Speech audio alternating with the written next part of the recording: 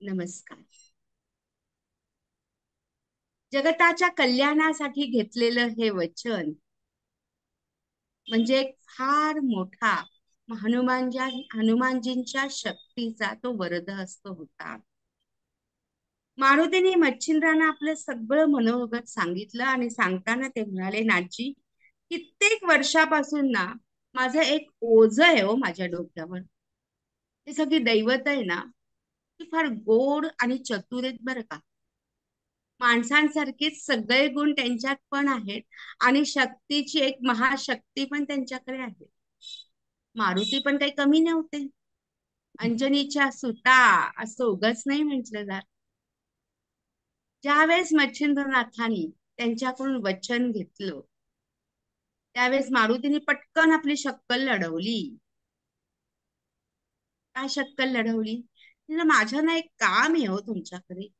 तुम्ही माझ्याकडून वचन घेतलं नाही, बरोबर आहे, तुम्ही जगताच्या कल्याणासाठी करताय, मी बरोबर राहिलंच पाहिजे. पण माझ्या डोक्यावर एक ओझ आहे, ते तुम्ही जरा कमी कराल का हो? आता मच्छिंद्रनाथांच्या डोक्यात काय होतं? जगताच्या कल्याणासाठी वचनबद्धता. ती तर त्यांना मिळाली होती. आता मारुतीने आपलं मन मोकळं करायला सुरुवात केली. बघा कसं आहे, बघा किती मजेशीर आहे माहिती हे सगळं.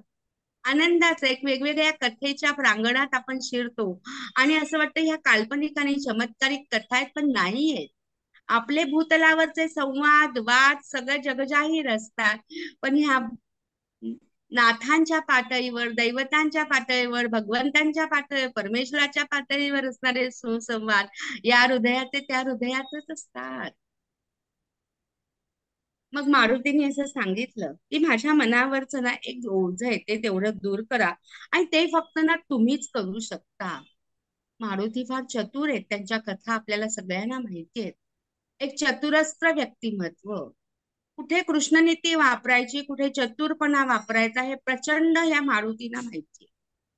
भक्ती, शक्ती, युक्ती, ज्ञान या सगळ्याचा परिपोष आपल्याला दिसतो या मारुतींच्या मध्ये, हनुमानजींच्या सेवेमध्ये. आणि मग ते म्हणाले, सांगा ना काय हवंय. म्हणाले, मी सांगतो पण आधी मला वचन द्या. तुम्हाला मी वचन दिलं की नाही, आता मला पण वचन द्या. ते ऐकून मच्छिंद्रनाथ हे नाथजी होते, ते पण काही कमी नव्हते. हो मी देतो, पण आधी काय करायचे ते तरी सांगा. ते म्हणाले, आता सांगतो. हे बघा नाथजी, रावणानंतर श्रीराम आणि सीतामाई आणि मी अयोध्येत गेलो होतो. अयोध्येत गेल्यावर तेव्हा सीतामाई मला म्हणाल्या, हनुमंता, तुम्हाला माझी एक इच्छा पूर्ण करावी लागेल. कोण म्हणाल? सीतामाई. की हनुमंता, तुम्हाला माझं एक इच्छा पूर्ण करावी लागेल, त्याच्यासाठी तुम्ही मला वचन द्या. आता मी सीतामाईला एक वचन दिलंय. तर मच्छिंद्रनाथ म्हणाले, बरं दिलं असेल, कोणतं दिलं वचन? तेव्हा त्यांनी मला वचन दिलं आणि त्यांनी एक इच्छा व्यक्त केली माझ्यापाशी. त्या मला म्हणाल्या, मारुती राया, तुम्ही गृहस्थाश्रमाचा स्वीकार करा. कोणती इच्छा व्यक्त केली? तुम्ही इच्छाही व्यक्त केली आणि वचन पण घेतलं. बघा, ज्याला जे करून घ्यायचं असतं त्याच्याकडून कशी विधानं वळवली जातात, शब्दकोटी केली जाते. इच्छा व्यक्त केली आणि वचन घेतलं की तुम्ही गृहस्थाश्रमाचा स्वीकार करा. आता आणि संसार सुखाचा उपभोग घ्या. आता मारुती, संसार भोग, एक समीकरण कुठेतरी रूढ होतं का हो? नाही ना होत. पण वचन कुणाला दिलं होतं? सीतेला. सीता कोण? रामाची पत्नी. राम कोण? मारुतींनी त्यांच्या पायाशी स्वतःच स्थान ठेवलं आणि कायम दासोहम भाव ठेवला, म्हणून सोहम ही अवस्था प्राप्त झाली. जिथे राम तिथे मारुती. मग अशा या सीतामाईला दिलेला शब्द म्हणजे ब्रह्मवाक्यच की नाही हो? म्हणजे हा मारुती पुढे पडलेला मोठा यक्ष प्रश्न. पण मग आता काय करायचं? आणि म्हणून त्यांनी सांगितलं की हे ऐकून मी खरोखर घाबरलो आहो. मच्छिंद्रनाथांना मारुतीने सांगितलं की मी कसं काय संसारात जाणार, मी कसा काय संसाराचा उपभोग घेणार. आणि म्हणून त्यांनी हे गारानं रामचंद्रांना सांगितलं की रामराया, आता मी काय करू हो? माझ्या पुढे एवढा मोठा यक्ष प्रश्न पडलाय. सीतामाईना दिलेला शब्द पाळायला लागेल, ते मला करता येणार नाही. मी विश्वासघात पण करू शकत नाही. म्हणजे माणसालाच प्रश्न पडतात असं नाहीये, दैवतांनाही पडलेले ते प्रश्न. पण दैवतांचे प्रश्न चांगल्या मार्गाने सुटले, कारण ते तपस्वी होते. आणि जगताच्या कल्याणाची शक्ती त्यांनी स्वतःकडे गुरूंच्या माध्यमातून घेतल्यामुळे हेतू एकदम शुद्ध होता. स्वार्थाची कॅल्क्युलेशन्स नव्हती ना. प्रसिद्धीची, प्रसार माध्यमांची हाव नव्हती ना. पुरस्कारांची जंत्री आपल्या पुढे कशी लागेल असा काही हेतू नव्हता ना. कारण शुद्ध आणि शुद्ध चित्त, सच्चिदानंद. पण तरी ते ह्या सगळ्यातून गेलेलेच आहेत.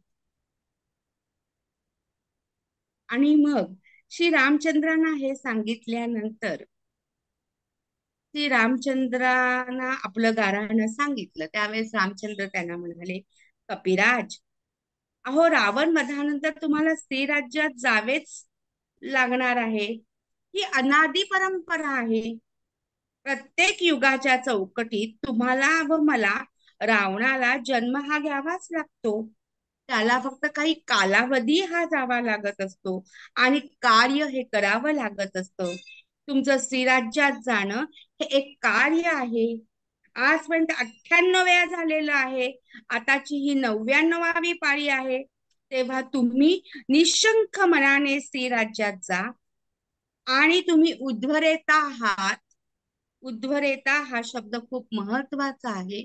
तुम्ही उध्वरेता आहात ही नाथ संप्रदायातली योगिक संज्ञा आहे, जी कुंडलिनी जागृतीची उच्च अवस्था आहे. तुम्ही उध्वरेत आहात, त्यामुळे नुसत्या भुपकाराने तेथील स्त्रिया या गर्भवती राहतील आणि तुमचं ब्रह्मचार्य सुद्धा धरणार नाही आणि स्त्री संघाचं पातक लागणार नाही.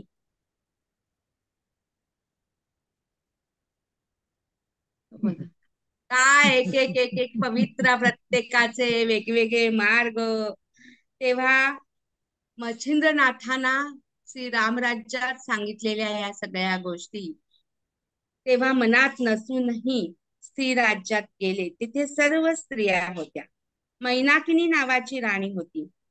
आणि माझ्या भुपकाराने तेथील स्त्रिया गर्भवती राहत लागल्या. तेव्हा एके दिवशी मैनावतीनी घोर अनुष्ठान करून मला प्रसन्न करून घेतलं. माझ्याकडून वरदान मागितलं आणि शरीर संगाची मागणी केली.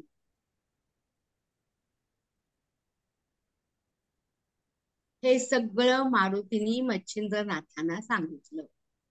म्हणजे कामवासनेत न अडकता केवळ बुभुक्काराने गर्भवती राहण्याचं सामर्थ्य, गर्भधारणा करण्याचं सामर्थ्य हे मारुती रायांमध्ये होतं.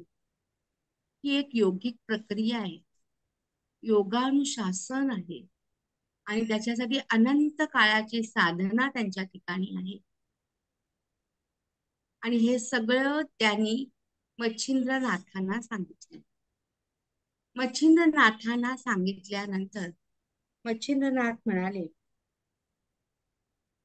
की तुझी इच्छा मच्छिंद्रनाथ पूर्ण करतील, हे भाकीत आधीच श्री रामचंद्राने केलेलं होतं. आणि त्याचप्रमाणे हनुमानजींना योग्य वेळ आल्यावर मच्छिंद्र भेटले. बघा, आपल्या आयुष्यात आपण सामान्य माणसं प्रत्येक वेळेस आपल्याला धीर नसतो ना. आपण पण असंच म्हणत राहतो, हे कधी होणार आहे. किती वर्ष झाले ह्या गोष्टींची आम्ही वाट पाहायची. आम्ही इतकं करतो, आम्ही तितकं करतो, कधी योग्य वेळ येईल. पण आपले सद्गुरू स्वामी समर्थ सेवेतले सगळे जण सांगतात, योग्य वेळ आल्यावर योग्य गोष्टी होतात. जीवनात कोणती गोष्ट कधी घडायची हे ठरलेलं असतं. आयुष्यात तुमच्या कधी केव्हा कोण येणार आहे हे ठरलेलं असतं.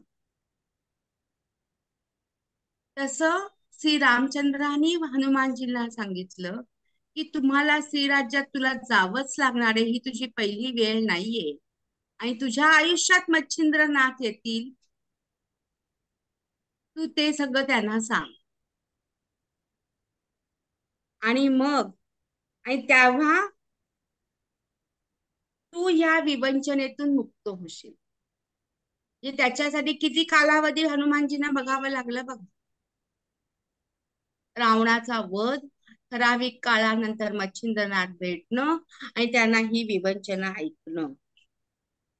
हे सगळं ऐकल्यावर मच्छिंद्रनाथ शांतपणे हे सगळं ऐकत होते.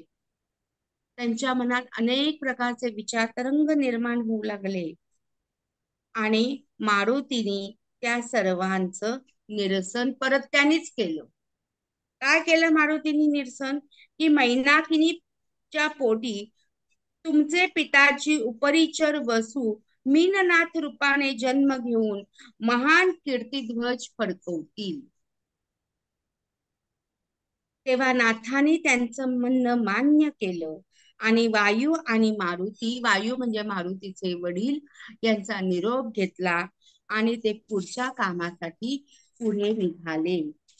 हे जे हा जो संवाद आहे ना, हा संवाद नाथ पंथातला एक आगळं वेगळं वळण देणारा संवाद आहे.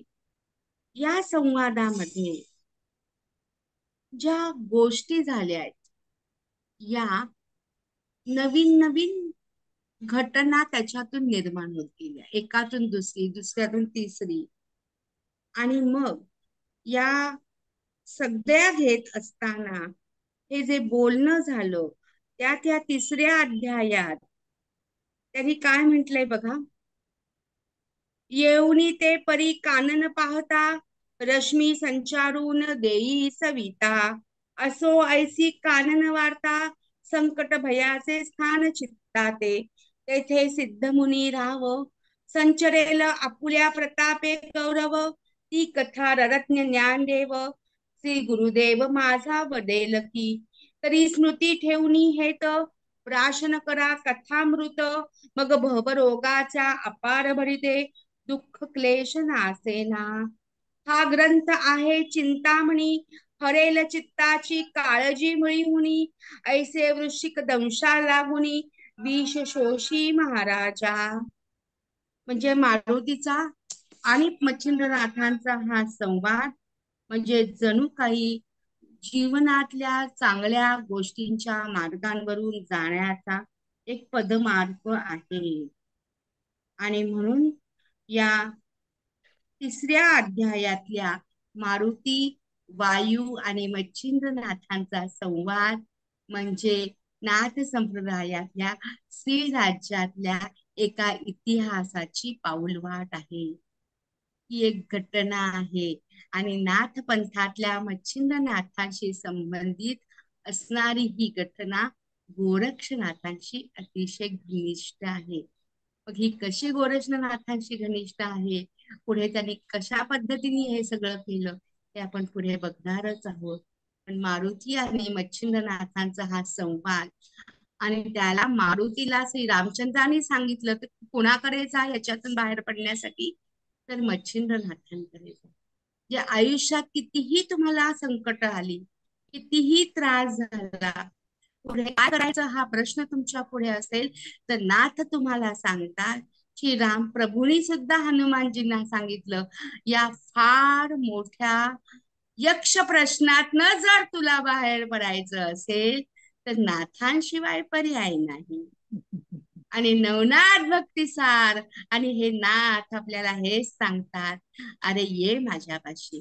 मी काही तुझं दुःख दूर करतोय असं नाही, पण माझ्यापाशी येणं, जे तपस्साधनेत येणं, ज्ञानात येणं आणि या गुरु शिष्याच्या घट्ट नात्यात येणं आहे.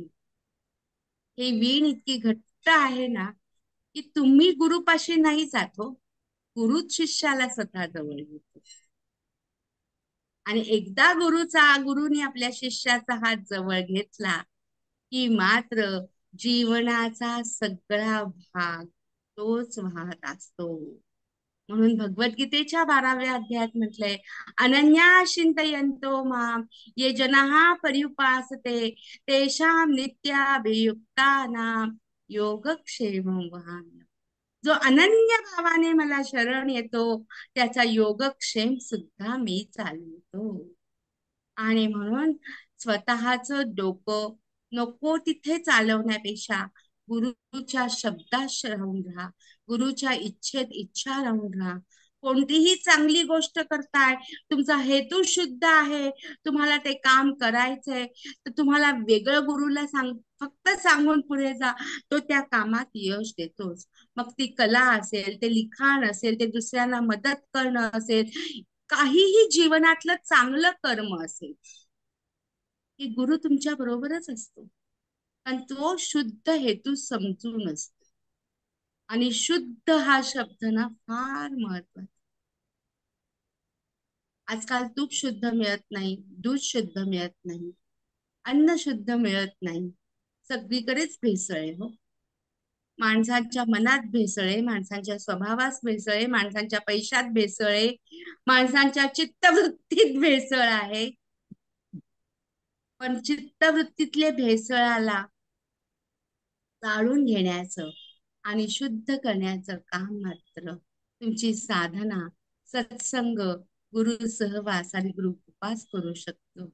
इतका हा चित्त शुद्धीचा सुंदर असा राजमार्ग तुम्हाला बाकी कुठल्या कारखान्यात मिळणार नाही, नेटवर मिळणार नाही आणि कुठेही मिळणार नाही. तो तुम्हाला गुरुचरणाच्या ध्यासातूनच मिळेल.